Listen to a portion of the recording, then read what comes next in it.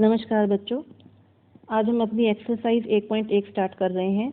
तो 1.1 में पहला प्रश्न है कि उचित गुणधर्मों के उपयोग से निम्नलिखित का मान ज्ञात करें। तो पहली रकम आपके सामने है -2/3 गुना 3/5 प्लस 5/2 माइनस 3/5 गुना 1/6। अब हमने इसको पहले हल करना है। हमें पता है कि पहले हम क्या करते हैं, मल्टीप्लिकेशन वाली रकमों को सॉल्व करते हैं। तो इस सेट में आपके पास पहला जो सेट है ये, इसमें मल्टीप्लिकेशन है और उसके बाद आगे इस सेट में मल्टीप्लिकेशन है। अब यहाँ पे मल्टीप्लिकेशन के साइन को हम पहले हल करेंगे। इस रकम में देखो, ये 3 और ये 3 ऊपर नीचे वाली रकमें आपस में कट जाएंगी। तो यहाँ पे हमारे पास पीछे क्या बचेगा, -2/5। फिर उसके बाद आगे प्लस का साइन है, प्लस 5/2 एज इट इज ही आ जाएगा क्योंकि इसका कोई हमने सॉल्व नहीं करना था। फिर आगे माइनस का साइन। अब इस सेट में देखिए आगे 3 एकम 3, 3 दूनी 6। तो ये ऊपर नीचे वाली रकमें आपस में कट गई। अब इनको आपने आपस में मल्टीप्लाई कर लेना है। 1 एकम 1 और 5 दूनी 10। ठीक, ये तो था हमारा पहला स्टेप जिसमें हमने मल्टीप्लिकेशन को सॉल्व किया। अब हम आते हैं अगले स्टेप पर।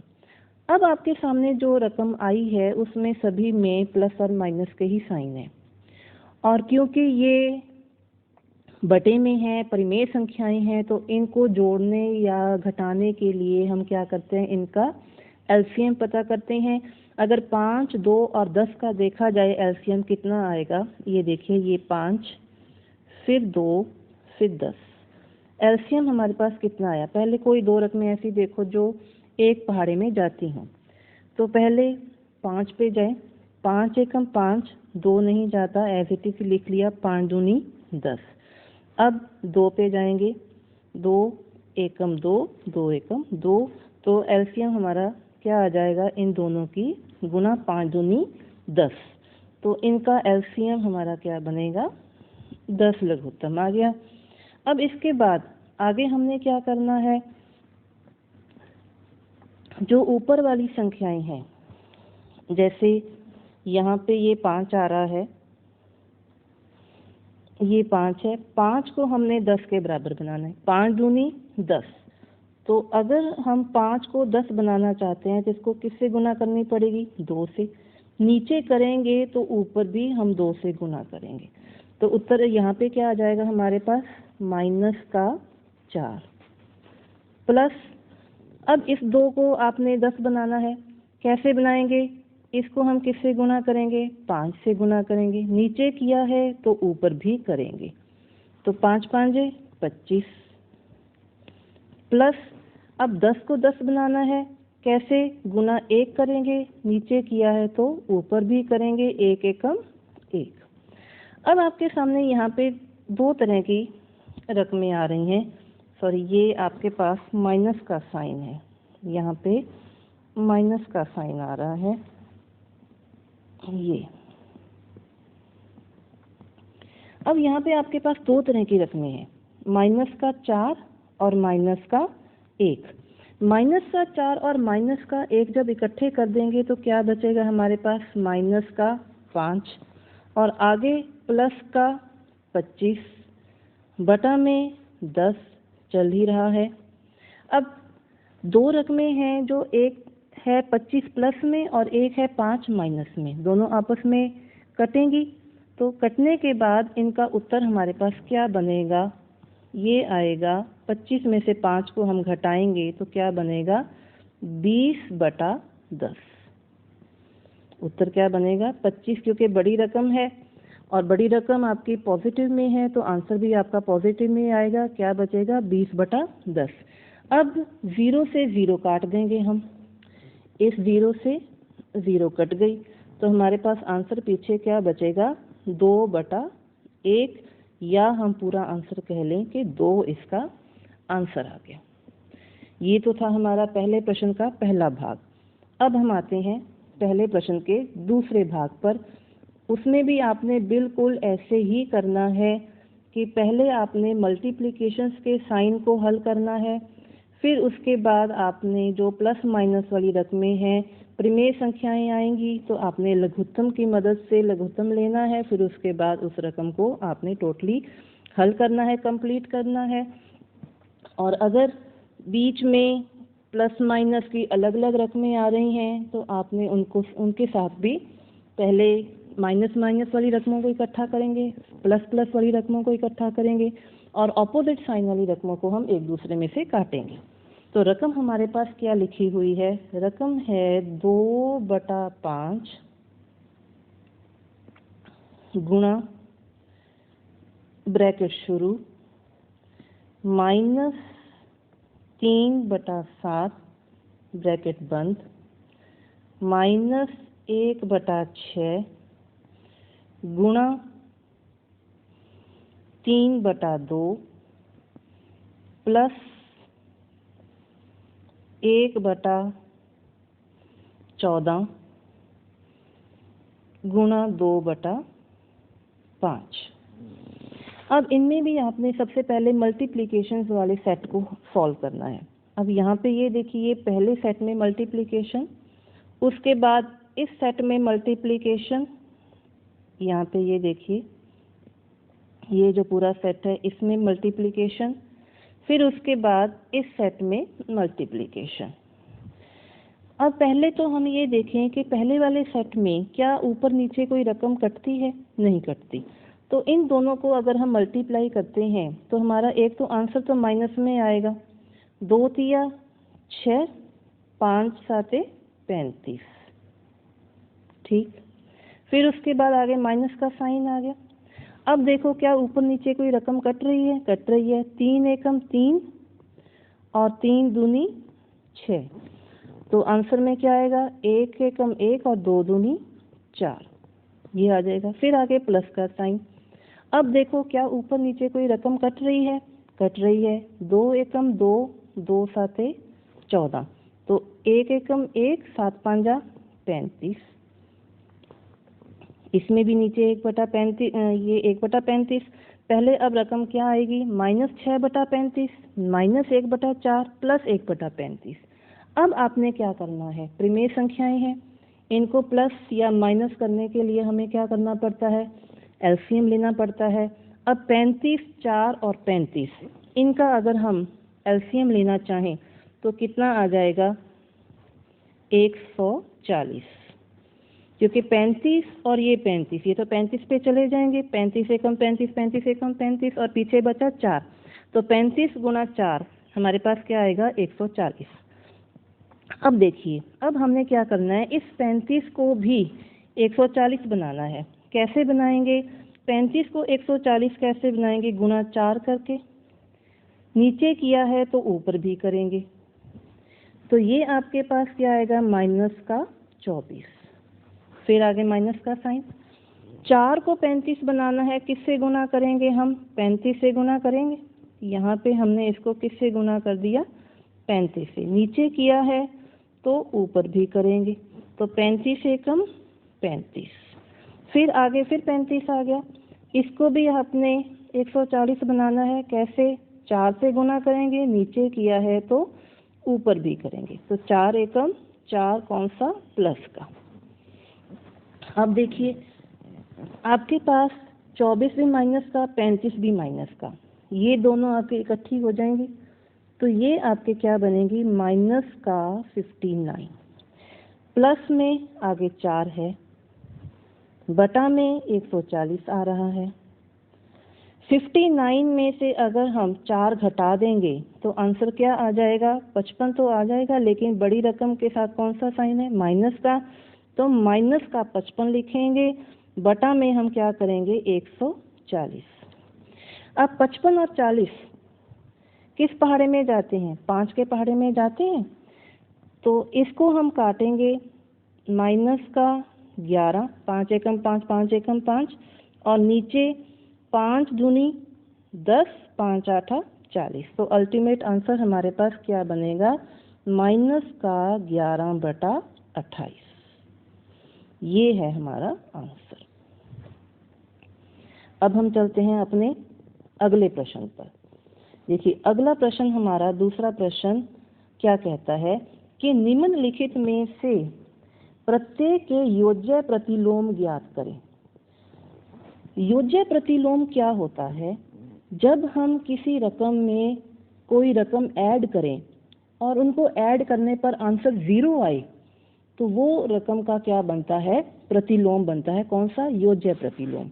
जैसे पहली एग्जांपल मैं आपको बताती हूँ। पहला हमारे पास सवाल इन्होंने दिया हुआ है 2/8। अब आपने 2/8 का योज्य प्रतिलोम ज्ञात करना है।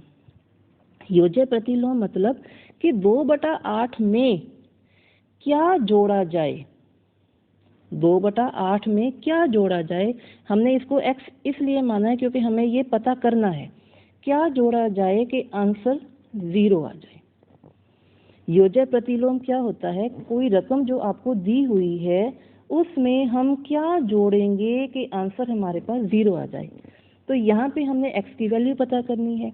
अब x को एक साइड पे रखो और दूसरी रकम को दूसरी साइड पे ले जाओ। पहले तो 0 है ही। अब 2/8 इस साइड पे है, प्लस का है, साइड बदलेगा तो किधर जाएगा? माइनस में चेंज हो जाएगा। तो इसका मतलब इसका योज्य प्रतिलोम 2/8 का प्रतिलोम क्या हो गया? माइनस का 2/8। उसी तरह से हमारी दूसरी रकम है।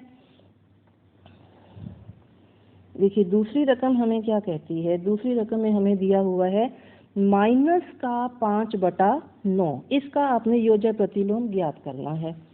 देखिए दूसरी रकम हमें क्या कहती है? माइनस का 5/9 दिया हुआ है।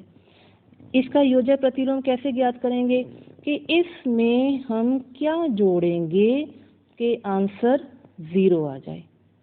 तो x का आंसर अब क्या बनेगा? 0 तो इधर है ही। माइनस का 5/9 जब साइड बदल के जाएगा तो क्या बनेगा? प्लस का 5/9। तो इसका आंसर हमारे पास क्या आ जाएगा? 5/9। इसका एक भाग और कर लेते हैं। -6 बटा -5। अब इसका योज्य प्रतिलोम ज्ञात करना है, लेकिन ऊपर और नीचे दोनों पे माइनस का साइन है तो ये तो पहले ही आपस में कट जाएंगे। अब इसमें आपने क्या जोड़ना है कि आंसर 0 आ जाए। तो x का प्रतिलोम क्या बनेगा? अब x की वैल्यू यहाँ पे क्या आ जाएगी? 0 तो इधर है ही है। 6/5 इधर प्लस में था, साइड बदल के जाएगा, क्या बनेगा? माइनस का 6/5। तो आंसर भी हमारे पास क्या आ गया? माइनस का 6/5। कहने का मतलब अगर आपको योज्य प्रतिलोम ज्ञात करने हैं तो दी हुई रकम में अगर माइनस का साइन है तो आप आंसर के लिए हटा दोगे, और अगर दी हुई रकम में माइनस का साइन नहीं है तो आंसर में आप वो माइनस का साइन लगा दोगे।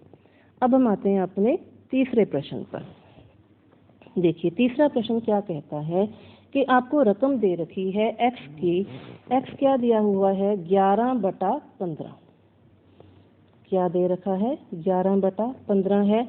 और आपने सत्यापित क्या करना है कि माइनस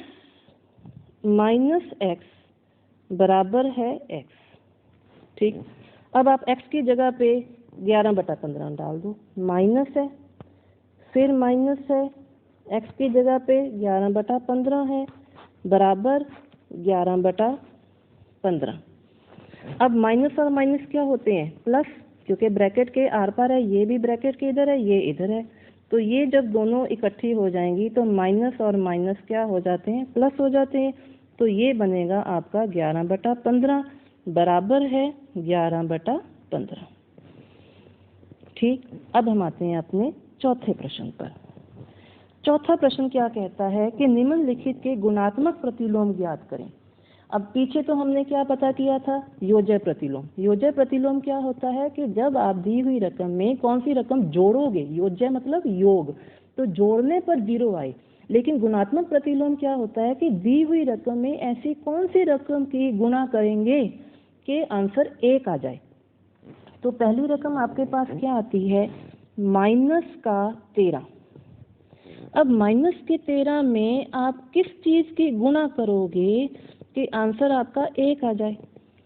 अब x की वैल्यू आपने पता करनी है।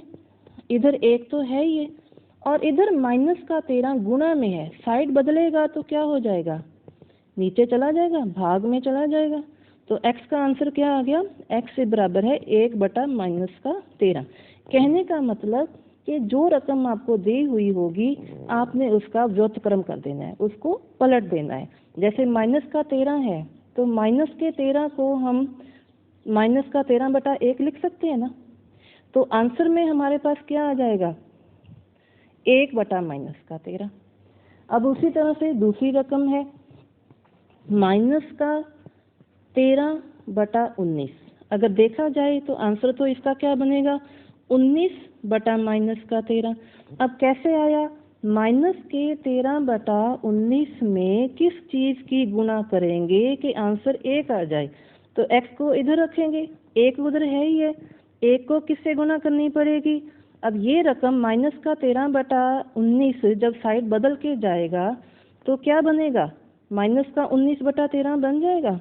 तो यहाँ पे क्या लिखेंगे, माइनस का 19 बटा 13। तो वही हमारा आंसर आ गया। जो रकम आपको गुणात्मक प्रतिलोम ज्ञात करने के लिए जो भी रकम आपको दी जाएगी, आंसर उसका क्या बनेगा, व्युत्क्रम बनेगा, मीन्स उसका उल्टा हो जाएगा। अब हम आते हैं अपने 5वें प्रश्न पर। यह भी बहुत आसान है हमारा 5वां प्रश्न।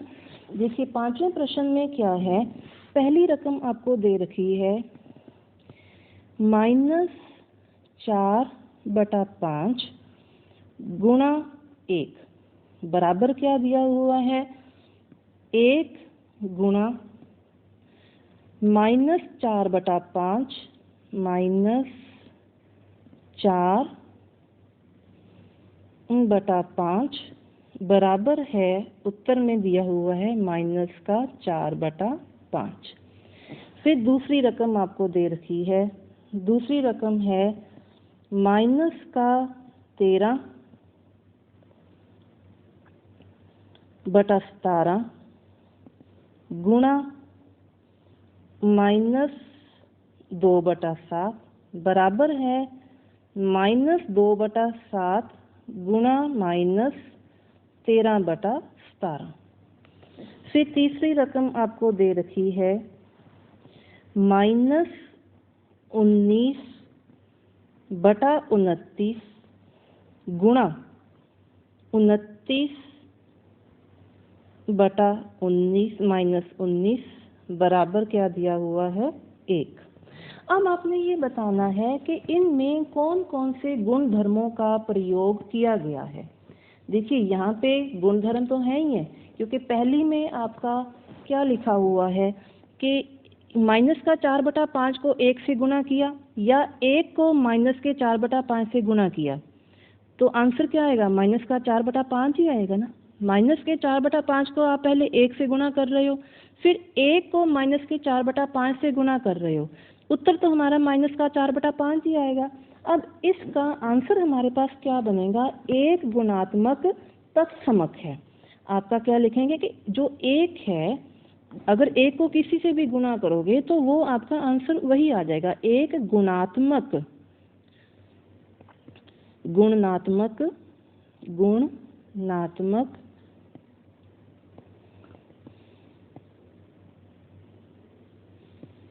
तत्समक है।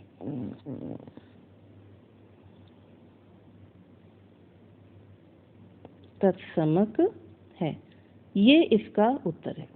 फिर उसके बाद अगली रकम में आपके पास क्या है, माइनस का 13 बटा 17 गुणा माइनस का 2 बटा 7। ये है, पहले आपका माइनस का 13 बटा 17 है, फिर उसके बाद माइनस का 2 बटा 7 है, लेकिन आगे आपको क्या दिया हुआ है, पहले माइनस का 2 बटा 7 है, बाद में माइनस का 13 बटा 17 है, लेकिन आंसर दोनों का सेम है। इसका मतलब यहाँ पे क्या हुआ है, सिर्फ रकमों के क्रम को बदला गया है कि पहले माइनस का 13 बटा 17 था, बाद में माइनस का 2 बटा 7, लेकिन आगे क्या है, माइनस का 2 बटा 7 गुणा माइनस का 13 बटा 17। तो यहाँ पे सिर्फ रकमों का क्या है, क्रम बदला है। तो इसमें आपका कौन सा गुणधर्म आएगा, क्रम विनिमेयता। क्रम विनिमयता,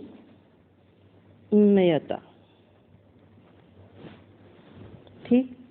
अब उसके बाद आपके पास अगली जो रकम है उसमें क्या है, माइनस का 19 बटा 29 गुणा 29 बटा माइनस का 19, आंसर क्या आ जाता है? 1 आता है। अब ये तो बिल्कुल अभी हमने किया है कि गुणात्मक प्रतिलोम है, तो इसमें कौन सा गुणधर्म आ गया? ये क्या है? गुणात्मक प्रतिलोम।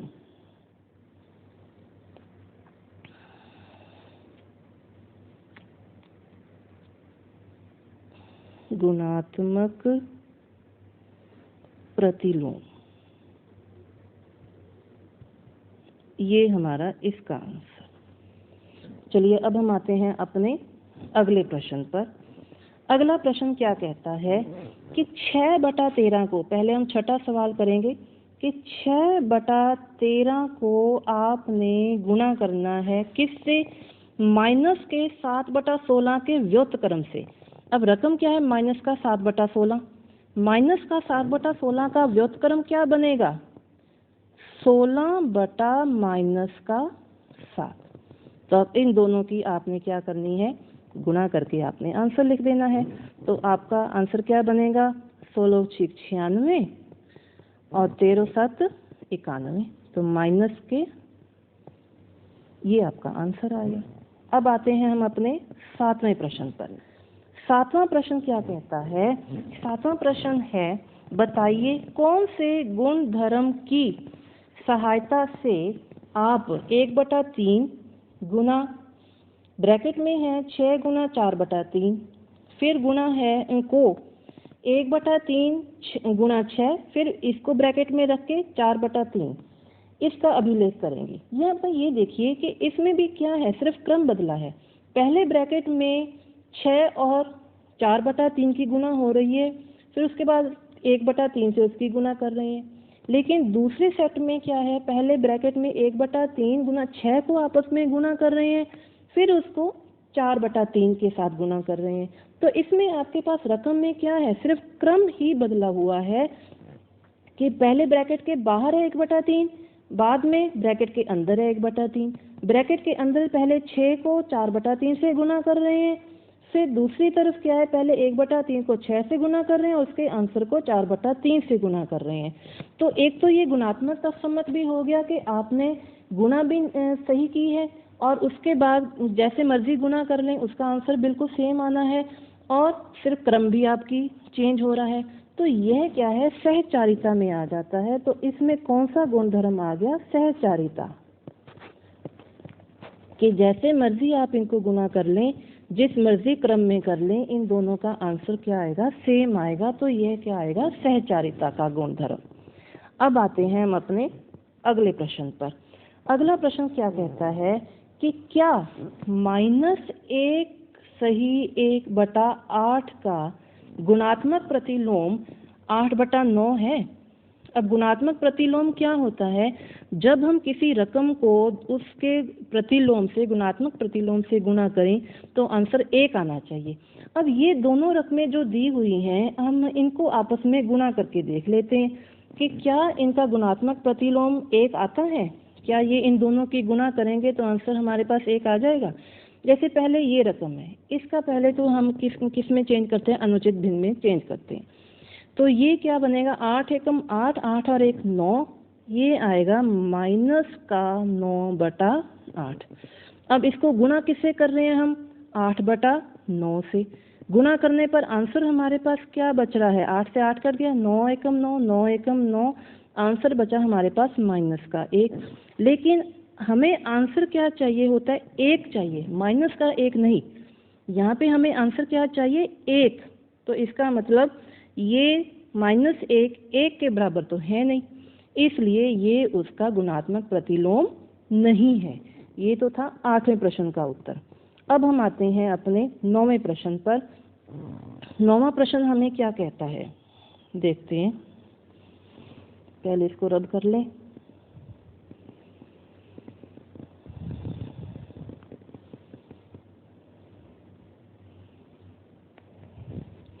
देखिए 9वां प्रश्न हमें क्या कहता है कि क्या 3 सही 1/2 का गुणात्मक प्रतिलोम 0.3 है।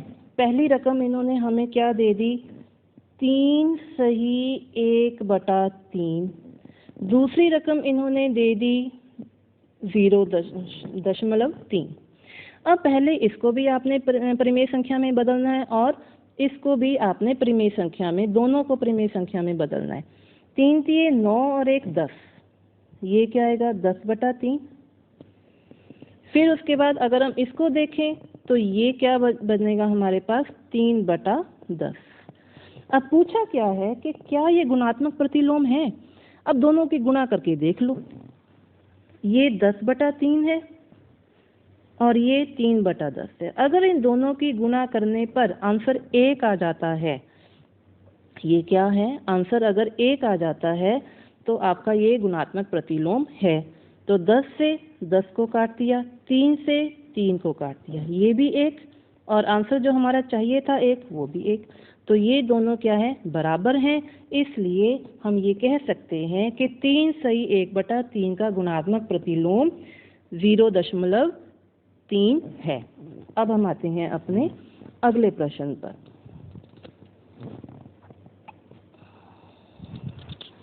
देखिए अगला है हमारा 10वां प्रश्न। 10वें प्रश्न में हमें बताना है कि ऐसी परिमेय संख्या जिसका कोई व्युत्क्रम नहीं है, कोई ऐसी संख्या जिसका कोई व्युत्क्रम नहीं बनता है, तो उसका आंसर हमारे पास क्या आता है। कौन सी ऐसी संख्या जिसका कोई व्युत्क्रम नहीं है, 0। किसका नहीं है, 0 का कोई व्युत्क्रम नहीं है।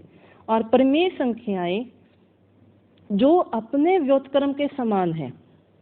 अब देखिए एक संख्या मैं आपके सामने 1 ले रही हूँ, 1 का व्युत्क्रम कैसे बनेगा, तो 1 का व्युत्क्रम 1 ही आएगा। और अगर मैं दूसरी संख्या -1 लेती हूँ तो -1 का भी व्युत्क्रम क्या बनेगा, -1 ही बनेगा। कैसे -1 बनेगा, इसको थोड़ा सा आप देखिए कि 1 लिखने का मतलब 1/1, और 1 का प्रतिलोम करेंगे, गुणात्मक प्रतिलोम करेंगे, व्युत्क्रम करेंगे तो क्या आएगा, वो भी 1/1 ही आएगा। समझ आ गया। फिर इसके बाद आपके पास आगे क्या आता है, -1 ले लिया, -1 को हम -1/1 लिखेंगे। जब हम इसका व्युत्क्रम करेंगे तो भी इसको -1/1 ही लिखेंगे। तो इसका मतलब हमारे पास इस प्रश्न का उत्तर क्या है, 1 और -1। इसका उत्तर क्या है, 1 और -1। अब आते हैं हम तीसरे प्रश्न पर। तीसरा क्या कहता है कि परिमेय संख्या जो अपने ऋणात्मक के समान हो, कोई ऐसी परिमेय संख्या जो अपने ऋणात्मक के भी समान है, तो वो ही संख्या लेंगे जो धनात्मक और ऋणात्मक सेम हो। जैसे सेंटर में हम 0 ले लेते हैं, सेंटर में हम 0 लेते हैं ना, तो 0 का प्लस भी वही रकम, और 0 ना तो धनात्मक में आती है और ना ही ऋणात्मक में आती है। तो इसका आंसर हमारे पास क्या बनेगा, ये है हमारे पास संख्या 0। ना तो संख्या 0 जो है वो माइनस में काउंट होती है, ना ही ये 0 प्लस में काउंट होती है। तो इसलिए यही एक ऐसी संख्या है, अगर इसको ऋणात्मक नहीं लिखेंगे तो भी वैल्यू वही है, धनात्मक लिखेंगे तो भी वैल्यू वही है। तो तीसरे का उत्तर क्या आएगा हमारे पास, फिर से 0। अब आगे है 11वां प्रश्न, जिसमें आपने रिक्त स्थान भरने हैं। शून्य का व्युत्क्रम अभी किया है हमने, शून्य का व्युत्क्रम 0 ही होता है। तो शून्य का व्युत्क्रम क्या है, 0। फिर उसके बाद आगे आते हैं संख्या डैश तथा डैश समय के व्युत्क्रम है। इसमें भी वही आ गया आपका आंसर। देखिए इसमें भी आपका आंसर वही है, 1 और -1। -5 का व्युत्क्रम क्या बनेगा, -1/5। फिर आते हैं 1/x का व्युत्क्रम क्या बनेगा, 1/x है, व्युत्क्रम उल्टा कर देंगे, x आ जाएगा x/1 या x, कुछ भी लिख सकते हो आप। फिर उसके बाद है 2 परिमेय संख्याओं का गुणात्मक गुणनफल। 2 परिमेय संख्याओं का गुणनफल हमेशा परिमेय संख्या है। तो इसमें जो छठा वाला आंसर, 5वें वाला आंसर है, इसमें हमारा क्या लिखेंगे, कोई भी परिमेय संख्या हो, अगर हम उनको गुणा करेंगे तो उनका गुणनफल भी क्या आएगा, परिमेय संख्या ही होगी वो भी। ठीक है, परिमेय संख्या।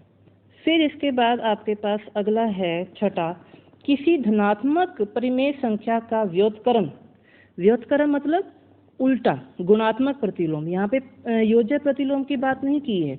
अगर हमें ये पूछा जाए कि धनात्मक परिमेय संख्या का योज्य प्रतिलोम वो ऋणात्मक होगा, लेकिन धनात्मक संख्या का व्युत्क्रम वो भी धनात्मक ही होगा, तो इसमें भी हमारा आंसर क्या आएगा? धनात्मक।